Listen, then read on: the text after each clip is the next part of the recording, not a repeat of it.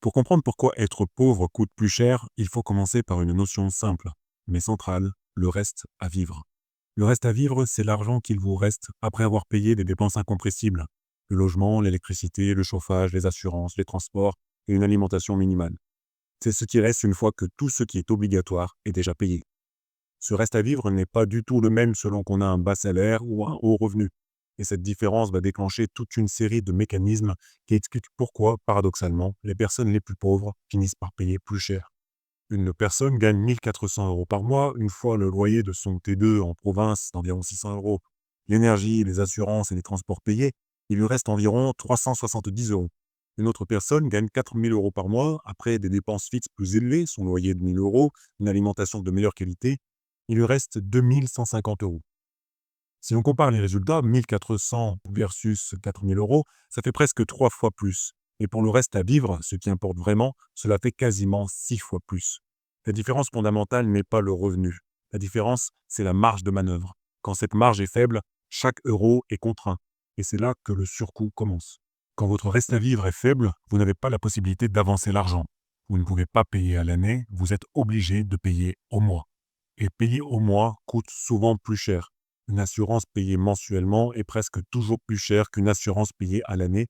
Un abonnement sans engagement est plus cher qu'un abonnement avec engagement. Celui qui a le choix de payer en une fois économise ses frais. Quand l'argent est tendu, apparaissent des frais que personne ne choisit vraiment. Les agios sont les frais en cas de solde négatif, les commissions d'intervention, les frais par opération en dehors du découvert autorisé, les pénalités de retard si on n'a pas payé la somme dans les temps, les frais de paiement fractionnés, les crédits à la consommation utilisés pour dépanner avec un taux d'intérêt important. Ces dépenses n'améliorent rien, elles ne servent ni à consommer plus, ni à vivre mieux, ce ne sont que des pénalités. On fait payer aux pauvres le fait d'être pauvre. Quand le budget est serré, on achète moins cher, c'est logique. Mais sur la durée, acheter moins cher coûte souvent plus cher. Un électroménager bas de gamme tombe plus souvent en panne, des chaussures peu chères doivent être remplacées régulièrement, une voiture ancienne consomme davantage et coûte plus cher en réparation. La phrase « je ne suis pas assez riche pour acheter bon marché » n'est pas cynique. Elle décrit une réalité économique simple. Quand on n'a pas de trésorerie, on paie le prix fort sur la durée. Faut-il mieux acheter des chaussures basiques qui coûtent 100 € et que l'on garde un an, ou des chaussures de qualité à 250 € qui durent 5 ans voire plus? Et les exemples sont infinis. Voici un tableau comparatif de l'utilisation de rasoirs jetables sur une année, comparé à l'achat d'un bon rasoir et de lames de qualité. Et pourquoi on tombe dans ce piège?